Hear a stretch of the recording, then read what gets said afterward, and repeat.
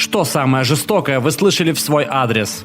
Когда мы были детьми, мой лучший друг в школе всегда вел себя грубо и надменно по отношению ко мне. Но мы часто тусовались только вдвоем. В один момент я прямо у него спросил: «Ты так делаешь, потому что со мной стыдно дружить?» На что он просто ответил: «Да». Боже, меня это задело за больное. Я когда-то спросила у лучшей подруги, почему она относится ко мне как к дерьму. Ее ответом было: «Да потому что ты и есть дерьмо».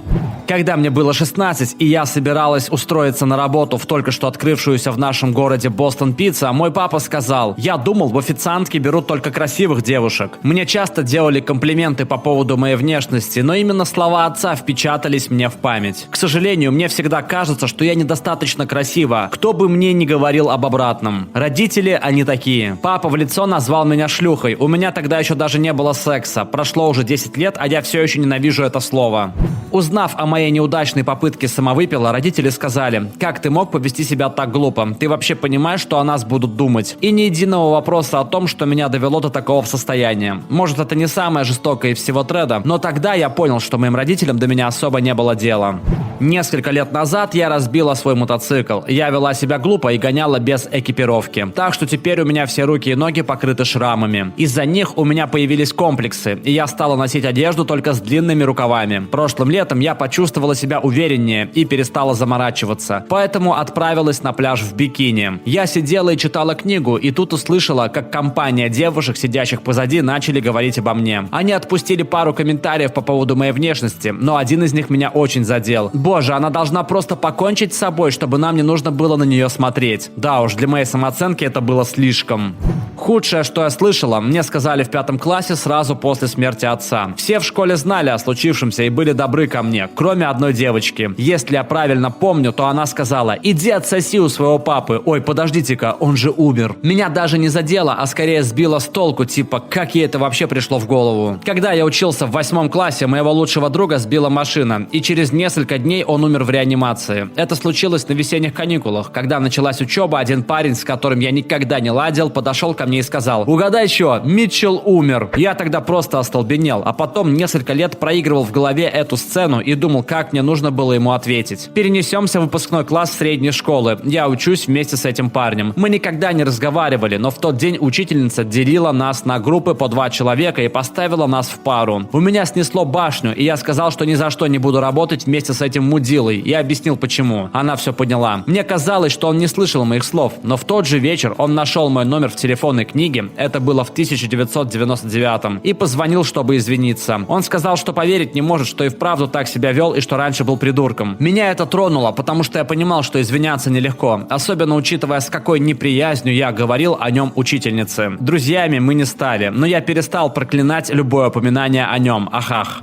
Это было сказано не мне прямо, я просто стояла в нескольких метрах. В общем, моему сыну сделали пересадку печени, из-за чего у него на животе остались огромные шрамы. Мы были в местном парке, где дети играют около фонтанчиков. Отличное летнее развлечение для детворы. И тут кто-то из родителей сказал: «Тому ребенку стоило бы надеть футболку, чтобы нам не пришлось на это смотреть». К счастью, другой заступился и ответил: «Если этот мальчик прошел через многое, то не значит, что он должен скрывать это, чтобы вы чувствовали себя комфортно». Я смогла выдохнуть и улыбнуться. Забавно, что когда дети спрашивали про шрамы, мой сын просто отвечал: «У меня была операция», а потом они играли дальше. Взрослые были более жестоки. Даже лего входят глубже, чем твой член. Так это что получается? Ты засовывала в себя лего? Мама сказала, что ее жизнь была бы лучше, если бы меня не было. А моя сказала, что я должна быть благодарна за то, что у меня вообще есть мама. Это случилось после того, как она узнала о моем селф-харме и тяжелой депрессии. Она была основной тому причиной. Мама однажды сказала мне, что ни один хороший или приличный парень никогда не захочет, не сможет меня полюбить. С ума сойти, как много подобного влияет на ваши отношения. Когда у меня впервые появилась девушка, моя мама была уверена, что я ей нужен только ради денег или для того, чтобы получить гражданство. А сейчас она любит мою девушку больше, чем меня. Не называй меня мамой на людях, обращайся ко мне просто по имени. Мне тогда было 16, я ехал в поезде рядом с 2 девочками лет 10-12. Пока переключалась песня на моем MP3-плеере, я услышал, о чем они говорили. Одна из них сказала: «Это твой новый парень», на что вторая ответила: «Фу, нет, твой». Мой биологический отец снова начал принимать участие в моей жизни, жизни, когда мне было 14. Он был в отношениях. Целый год все шло замечательно, пока его женщина не заставила сделать выбор: либо я, либо новая семья. В день Рождества мне пришло сообщение, в котором было написано: у нас не получается построить отношения, как у отца с дочерью. Всего наилучшего. Пожалуйста, больше мне не звони. У меня из-за этого могут быть проблемы. Я была разбита, но у меня был отчим, который стал мне настоящим отцом с тех пор, как мне исполнилось 3 года. И он был лучшим папой на свете. В декабре его забрал рак. Он был прекрасным человеком. Я очень по нему скучаю. Пригласил девушку на свидание, на что она ответила: фу, круто, конечно, но было бы достаточно простого «нет». Все девочки иногда позволяют парням лишнее, сказала моя мама после того, как узнала, что меня изнасиловали. Изменено. Годы спустя мы с мамой поговорили об этом, и она извинилась. Теперь у нас все хорошо. Но эти слова навсегда останутся со мной, и мне до сих пор трудно перестать винить себя в том, что произошло. Бывшая жена однажды сказала, что хотела бы, чтобы моя мама умерла от рака груди, который она победила, когда я учился во 2 классе. Она находится в ремиссии уже более 20 лет и всегда была милой, заботливой и мудрой женщиной. Мне пришлось уйти из дома, чтобы успокоиться, и, к счастью, в конце концов, я разорвал наши отношения. Что, черт возьми, ей не понравилось в твоей маме? Из-за чего она такое сказала? Ее ненависть не относилась к моей маме, просто хотела задеть меня побольнее. Мама растила меня в одиночку, так что я всегда буду ее защищать. Парни нашего с тобой возраста. Чувак был как минимум на 20 лет старше меня. Так случалось с каждой непривлекательной девочкой в моей школе. Я давно закончила школу и все такое, но не суть. У мальчиков в школе был прикол, когда они подходили к некрасивым девочкам и на глазах у всех приглашали их на свидание. Как только девочка начинала верить, что все взаправду и давала ответ, парни начинали смеяться, а тот, кто спрашивал, говорил ей, что он просто шутит и что никто никогда не захочет встречаться с чем-то наподобие ее. И да, они говорили чем-то, а не кем-то. Такое задевает. Не самые худшие слова, но я подумала, что стоит об этом написать. Со мной тоже пытались такое провернуть, когда я была помладше. К счастью, я лесби и не умею скрывать эмоций, так что ситуация сработала против них, когда я с выражением полнейшего отвращения сказала «нет». В средней школе одна девочка узнала, что я в нее влюбился, и решила, что лучший способ меня отшить – это рассказать всем, что она считает меня уродом из-за акне, от которых я в то время страдал. Это и вправду было отстойно. На тот момент я и так уже сильно заморачивался по поводу акне, да и в принципе был застенчивым. Что еще хуже, мы учились в небольшой частной школе. Все про всех знали, деться было некуда. Поэтому весь тот год я не ходил в столовую. Дерьмовая ситуация, и из-за всего этого я еще несколько лет чувствовал себя паршиво. Когда мы повзрослели и перешли в старшие классы, мне кажется, она попыталась вернуть себе мое расположение. Но она так и не извинилась, и, честно говоря, этот поезд давно ушел. Она сделала слишком мало и слишком поздно. В последний день учебы я спустил ей 3 шины. Я попал в автомобильную аварию, ничего себе не повредил. Рассказал об этом нескольким людям. Один из них сказал, цитирую: «Жаль, что ты не умер в той аварии».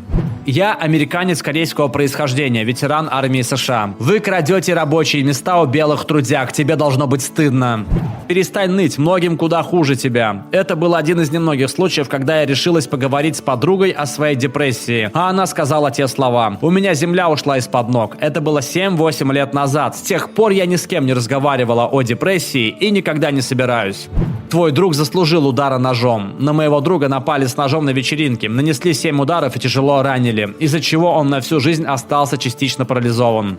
Я был по уши влюблен в свою подругу и пригласил ее на выпускной. Она отказала, все норм, ничего необычного. Где-то через неделю она начала мне жаловаться, как ей грустно, потому что никто ее не пригласил. А когда я ей напомнил, она ответила: «Ты не считаешься». Она подумала, что я это сделал из вежливости или типа того. Тогда я сказал ей, что дело не в этом, но она все равно сказала «нет» и извинилась за те слова. Но все равно было очень обидно. Ты не настолько уродливый. На самом деле, это сказали не мне лично, а моей маме. Я призналась бабушке, что влюбилась в одну девушку, с которой она была знакома. Я тоже девушка. Я сказала это очень быстро, чтобы она толком не расслышала. Но она обратила на это внимание. Некоторое время спустя она посмотрела моей маме прямо в глаза и сказала что-то вроде: «Какой позор, твоя дочь была такой хорошенькой, такая потеря». Ну, я позор и потеря. А если вы думаете, что на этом все закончилось, как же вы ошибаетесь. Потом она прямо при мне назвала мою сестру невообразимой невообразимо жирной. После такого наши отношения окончательно испортились. И сразу после того, как мы выгнали ее из нашей семьи, я узнала, что вполне вероятно она караулит моего старшего брата, потому что он напоминает ей о покойном муже. С мамой она обращалась еще хуже. Однажды даже назвала ее дармоедкой посреди ресторана. Я рада, что она съехала. Нас чуть не вышвырнули из дома из-за ее гребаной лжи. Большое спасибо за просмотр. В комментариях под видео напиши, что самое жестокое ты слышал в свой адрес. И не забудь посмотреть наши другие видосы. Пока!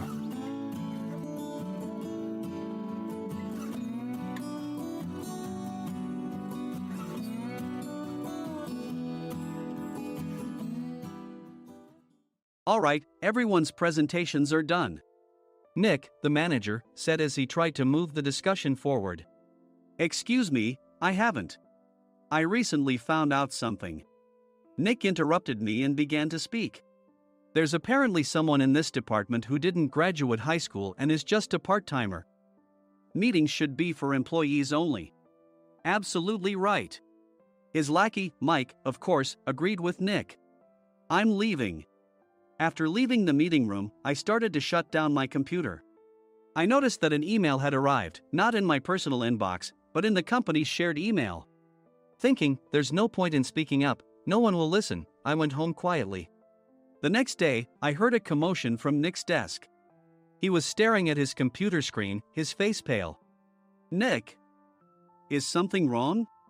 Mike looked at the screen with him. And he turned even paler than Nick. Why is he so angry?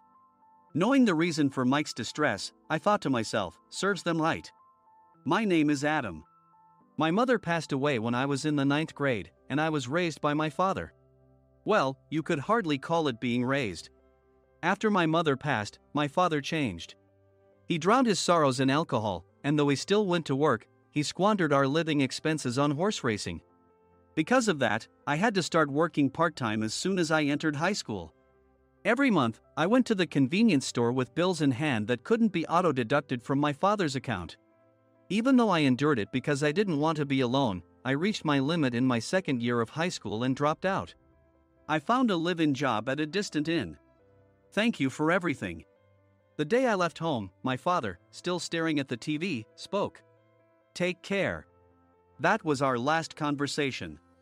Back then, 18 wasn't the age of majority, so I needed my father's permission to work, and I couldn't hide my place of employment.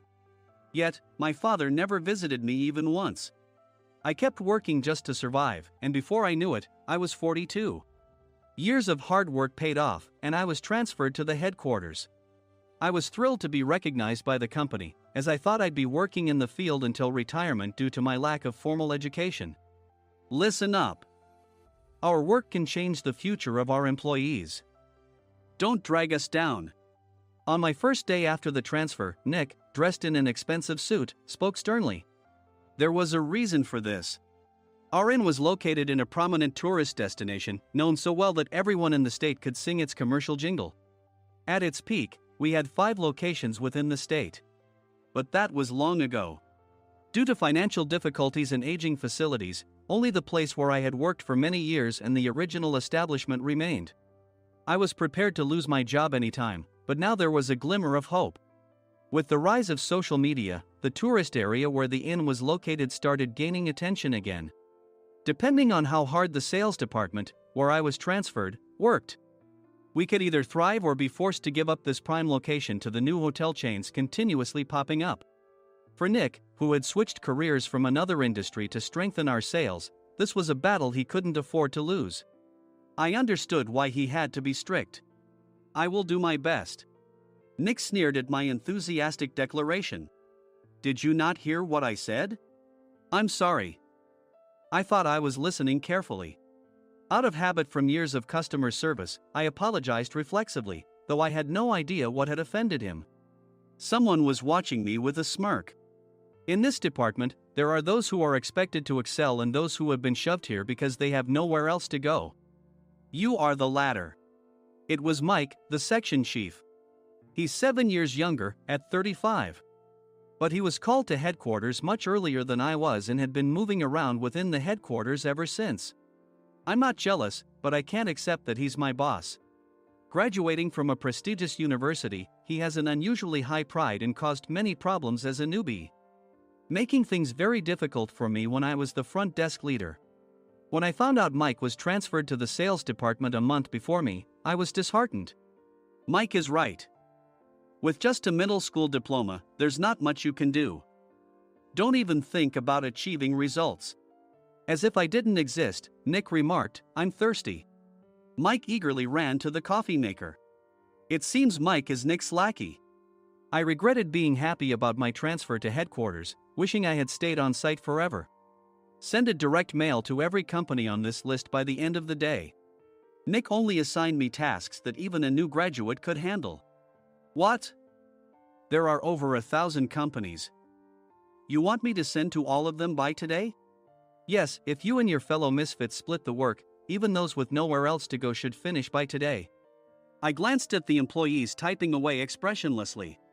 They were worn out from customer service, only thinking about leaving on time, or were women reassigned after having children, with zero motivation for work. Even Sam, a new graduate from the same university as Mike, who was supposed to be among the expected achievers, had no enthusiasm for the job, having joined the company wanting to do customer service.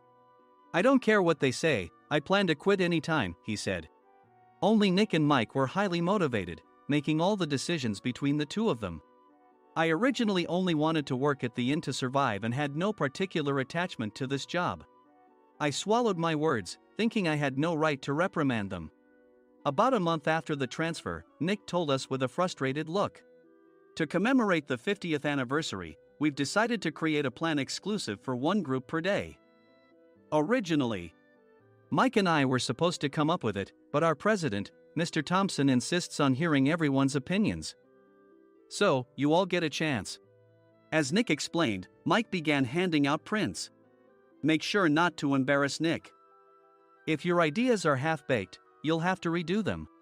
It seemed that they had printed his handwritten notes by Mr. Thompson, which included several questions and a section for free responses. It made sense why Nick had to seek our input, given that all responses had to be submitted to Mr. Thompson. We were given a week to think about it, and a meeting was scheduled to compile our ideas. My plan is to let guests enjoy both the old and modern America. Nick began the presentations. Guests would watch a master confectioner at a nearby traditional sweet shop make sweets in front of them. The welcome drink would be premium tea in a bottle. Nick's plan was certainly attractive. After his presentation, Nick called on us to present in the order we were seated. Just as I stood up for my turn. "All right, everyone's presentations are done." "Excuse me, I haven't. I recently found out something." Nick interrupted me. "There's someone in this department who didn't graduate high school and is just a part-timer." He was likely talking about me. I joined the company as a part-timer and was made a full-time employee when I turned 20. That was 20 years ago, so Nick and Mike probably had no chance to know until recently. Meetings should be for employees only. Absolutely right. After that, Nick kept creating opportunities to solicit everyone's opinions, purposefully excluding me from speaking. The meeting unexpectedly heated up and went past the scheduled end time. A few people asked to leave, and the discussion continued with the remaining few. "Still here?" Normally, you'd leave in that situation. Though I had no attachment to the job initially, hearing kind words from customers made me want to make them happier. For someone like me, with nowhere to go, the inn was my home and customer service was my life. I felt pathetic about my current self. "I'm leaving." I left the conference room and started shutting down my computer. I noticed an email had arrived, not in my personal inbox, but in the company's shared email. Thinking no one would listen to what I had to say anyway, I quietly went home. The next day, while preparing the DM as instructed, I heard a commotion from Nick's desk. In his haste to stand up, he hit his knee on the desk. He stared at his computer screen, his face pale. "Nick, what's wrong?" Mike, thinking he should be the first to rush over, approached Nick while still wearing his coat. He peered at the screen with Nick. And he turned even paler than Nick. Why is he so angry? Who is responsible for this company? Nick, more irritated than ever, asked, and Mike answered without checking. "Probably Sam." Sam wasn't there because he was attending a morning training session for new hires. Nick gave up on getting angry and returned his gaze to the screen. They were looking at an email that arrived right after the end of the working day yesterday. Apparently, no one, including me, had checked it before leaving. The email was from a large company that used us for their annual employee trips. The president and executives of that company also frequently used our services personally. President of the company, Mr. Mason himself, had declared that neither he nor his company would ever use our services again. Well, some companies cancel their employee trips or stop using our services due to financial struggles. Let's just move on. Mike kept wiping the sweat from his forehead with a handkerchief. Knowing why Mike was so agitated, I quietly watched their interaction. Do you know how much revenue we get from that company? We can find other guests to fill the rooms, but we'll lose the banquet costs, gift shop revenue, rental car fees, and more. Moreover, the gifts were supposed to be prepared by the traditional confectionery shop involved in Nick's proposed plan. If it's known that we incurred such a huge loss at this critical time, Nick's position in the company would be jeopardized. Nick took a deep breath, seemingly trying to calm himself. All right, Mike. Go to New York right now and apologize to Mr. Mason. What? You're coming with me, right? I have urgent work to do. I trust you, which is why I'm entrusting this to you. Please. Mike, believing Nick's sincerity, agreed with a determined look on his face, saying, yes. That's Nick for you. Even if Mike went to apologize, Nick would shift all the blame onto him if the client didn't change their mind. Well, it was Mike's fault to begin with, so it served him right. About 3 hours later, Sam answered a call from somewhere and repeatedly apologized, saying, I'm very sorry. Everyone watched to see what was happening. After ending the call, he informed Nick with a weary tone. When Mike arrived at the client's company, he only made things worse, further infuriating Mr. Mason. He was demanding, get his boss here immediately. It was no wonder Sam was exhausted, dealing with such a call right after returning from training. What is that idiot doing? All right, Adam, you're coming with me. If sacrificing Mike didn't work, then I must be next. Normally, I'd want to refuse at all costs, but I saw an opportunity in this situation. If I can be of assistance, I'd be happy to join you. I immediately followed Nick, and we flew to New York. When we introduced ourselves at the reception, it became clear how serious the situation was, as the receptionist personally escorted us to the president's office. Angry voices leaked through the door, making both Nick and me uneasy. Excuse me.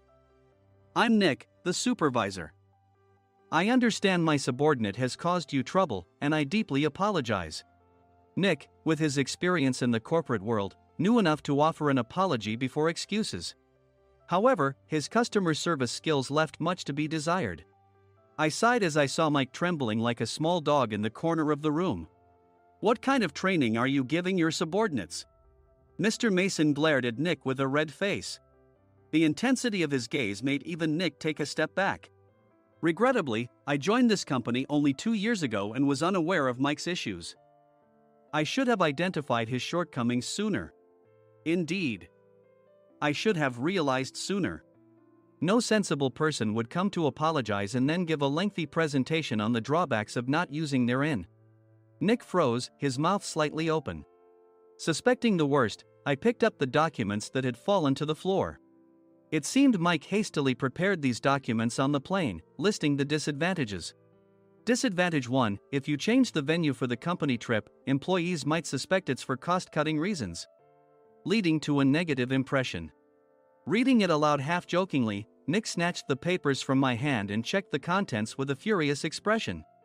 Among the stack of documents was a receipt from a nearby convenience store's copy machine. I felt a pang of dread, hoping he hadn't shown the receipt as well. What do you think he said when I asked what kind of nerve he had to do this? I'm very sorry. Faced with the dire situation, Nick must have thought there was nothing left to do but apologize. In a voice smaller than I'd ever heard from him, he uttered words of apology. He said, I'm a Harvard graduate. I don't believe I said anything wrong. Mike, what have you done? Forgetting his plan to pin the blame on Mike, Nick yelled loudly, even in front of Mr. Mason. I didn't do anything wrong. You're still saying that? Look at him. Mike pointed at me with a shaking hand. I was assigned to headquarters in my 20s and now I'm a section chief.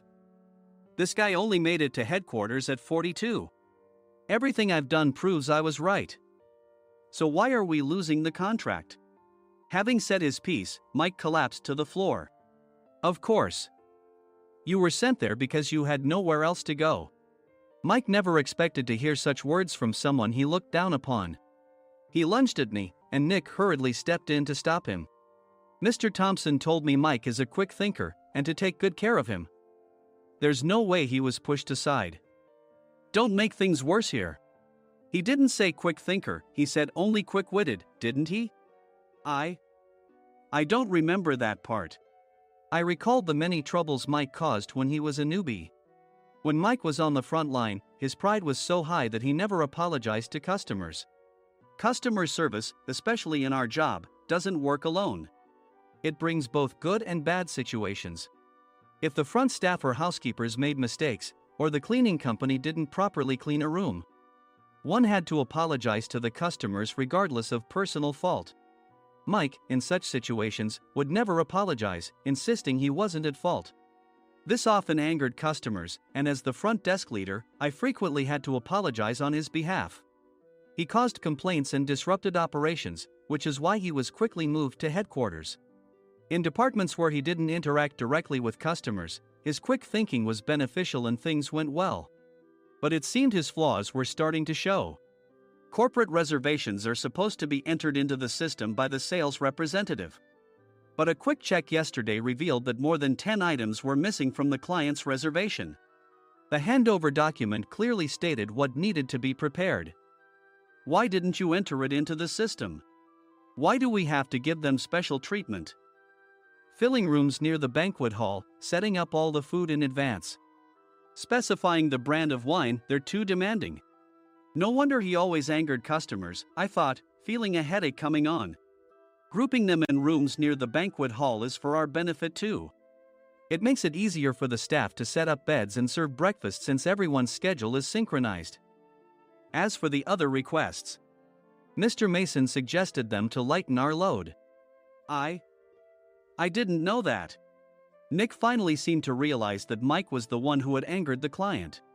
What did you say to them? I just told them we wouldn't give them special treatment anymore. We shouldn't waste effort on things that don't bring in money. I was utterly exasperated at his lack of understanding of customer service. Of course, we shouldn't comply with unreasonable demands. But carrying over successful practices from past stays makes customers feel remembered and enhances their experience. Good memories encourage repeat visits. That's part of our job. I looked down at Mike, who was sitting on the floor. In our job, nothing is a waste. Mr. Thompson likely moved you to the sales department, hoping you'd finally understand this. How do you think he feels now that you failed to meet his expectations? Mike, tears in his eyes, fled the president's office. I was amazed he still hadn't apologized. You have it tough, Adam. It's okay, we're all employees of the same company. I deeply apologize for this disrespectful incident. Especially after all the care you've shown us. If it weren't for you, Adam, I really would have stopped staying here. When I heard you were moving to the sales department, I was willing to reconsider if you handled it. Seeing us talk so amicably, Nick's face contorted. Do you two know each other? Adam's service is excellent. I always requested him specifically. Normally, we don't accept specific staff requests, but we made an exception for Mr. Mason, adjusting my shifts accordingly. He had personally stayed at our hotel just before my transfer, and during casual conversation, I mentioned, I'm moving to the sales department soon. If I hadn't told him then, things could have been much worse. Please continue to take care of us. I look forward to it. On the return flight, Nick awkwardly offered me a can of beer. It's still working hours. Of course, I had no intention of forgiving him for a single beer.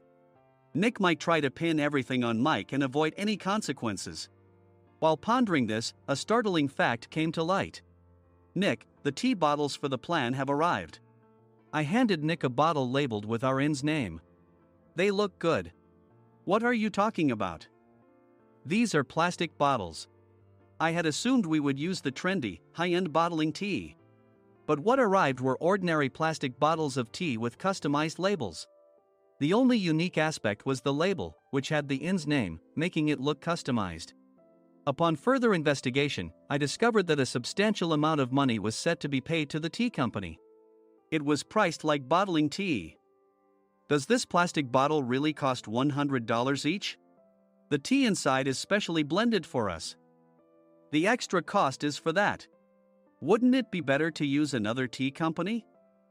Or is there a specific reason we must use this one? As Nick continued to make excuses, I showed him a printed email. I informed the tea company's president, Mr. Mitchell, that we discovered irregular payments and he confessed. He said you two were high school classmates and planned to split the extra money. That idiot. Why did he confess? That's not important. You should worry about yourself, this could turn into a police matter. Opening the bottle cap, I suggested. How about calming down with this tea? It supposedly has a relaxing effect. Nick drank the tea frantically. In the following days, decisions were made about their fates. Mike was reassigned to the General Affairs Department, with no chance of transfer or promotion, as per Mr. Thompson's orders. As for Nick, since the payment to the tea company hadn't yet been made, he narrowly avoided legal trouble. Instead, he was encouraged to leave the company, and to avoid further complications, Nick submitted his resignation. Rumor has it that connections between HR departments have made it difficult for him to find new employment. Even though it was good to have those two gone, something unexpected happened in the sales department. Everyone became motivated and united in refining the 50th anniversary plan. In the end, my plan was adopted. We collaborated with the Tourist Information Center to provide personalized guides. The plan, tailored to the number of guests, was truly special for the 50th anniversary. Hey, is Adam's family coming to stay? I immediately booked that special plan for my family. Sam noticed it on the reservation list and quickly picked up on it.